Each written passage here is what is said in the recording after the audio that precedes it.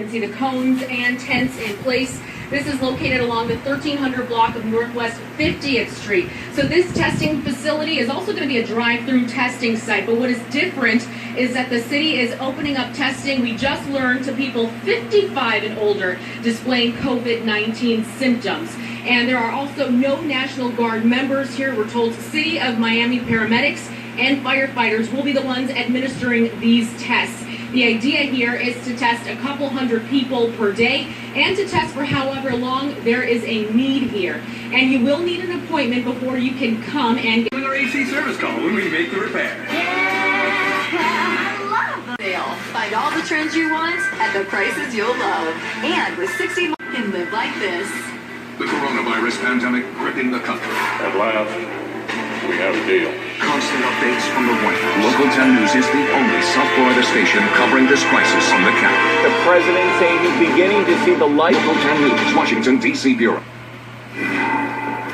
9:19 the time right now. We're back with the latest from the front lines of the coronavirus. New York's governor asking medical professionals from other states to come there to help treat patients. Healthcare workers are making big sacrifices all across the country. They're separated from their families as they wage a brutal war. This morning, hospital workers on the front lines fearful, exhausted, but vowing to fight what one doctor calls the invisible risk that trails her. I worry about bringing the virus home from work to my family. Dr. Michelle Au is an anesthesiologist in Atlanta. With elective surgeries on hold, she's now been given one of the most dangerous jobs at her hospital, intubating coronavirus patients who can't breathe on their own. The doctor admits she recently updated her will in case anything happens to her. I sleep separately from everyone else now in a room in the basement. Sarah Moore, a nurse in St. Paul, Minnesota, and a self-proclaimed germaphobe, says she did everything right and still tested positive for the virus. I couldn't get out of bed. I mean, I felt like I was hit by a truck. Doctors and nurses have become a critical link for families unable to visit the hospital. They describe the emotional toll of being the last ones with dying patients. Their families can only say goodbye over a video app online. I just came from a patient's room. He's actively dying, positive diagnosis of COVID-19. And his family can't come, so I had to FaceTime his family. And it was just heartbreaking. And this morning, a growing death toll among healthcare workers, including neurosurgeon James Goodrich of New York. He made medical history in 2017 when he successfully separated conjoined twin boys during a 27-hour surgery. If you don't have a healthcare crisis in your community, please come help us in New York now.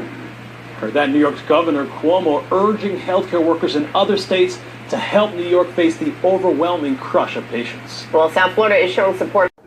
Okay, so I looked at a couple of videos and they say the best way to do it is to put some oil on it. So I got this little plate right here. We're going to use some olive oil. Put that on there.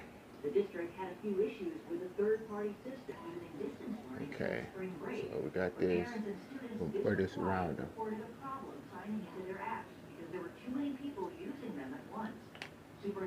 He should be able to get free from there. What we saw today was a performance issue in terms of dealing with the capacity. We've resolved those issues today. A lot of the technical issues seem to happen in the morning because by the afternoon, a lot of parents local 10 talked to said that Be like, what you doing? Like, what have you done to me? Oh, wait, man, ain't nothing on the tail part. Down there. Okay. Tail part. And with South Florida students now shifting to remote learning, I really don't want to. is missing out on a lot of those typical high school memories we're all used to. I really don't want to touch it because in the past, I done tried to pull them off of there and they damn foots came loose. So he should get it in a second. Yeah.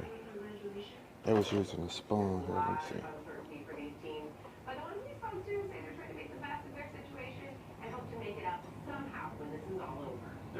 Okay. Looks like he's starting to get a little loose. Some people had returned to the parking lot of Hard Rock Stadium for new tests after bacterial test kits were used by mistake last week. Governor Ron DeSantis said a 45-minute test is Okay. Starting to get loose. That's 1 foot. We've also sent 500 to northern Florida, and we hope to have very soon an agreement to bring in the 5-minute test developed. You gotta love your neighbors. New site opening later on this morning in Miami at Charles Hadley Park. The drive-through site in Pompano Beach I don't still want to shut hurt down them. after they ran out of swabs last week. Well, scientists in South Florida are also working around the clock on those experimental treatments. OneBlood is looking to collect plasma from people who have successfully recovered from coronavirus, so the plasma can be transfused to people who have the virus in order to aid in recovery. It's a form of therapy the president says has already been approved by the FDA. People who recover from the coronavirus have developed antibodies to the virus. It can provide a boost to the patient's immune system. We can generate immune cells that can directly target these infected cells in the lungs. Isn't that amazing? You were just listening to Dr. Okay. Natasha There you Stroh go. of the University of Miami. She's working with a biotech company in North Carolina to develop a Free. COVID-19 vaccine. Another part of Fast 30 right there, also looking into an There you inhaled go. nitric oxide treatment with a New Jersey-based therapeutics company. With the number of cases You're welcome.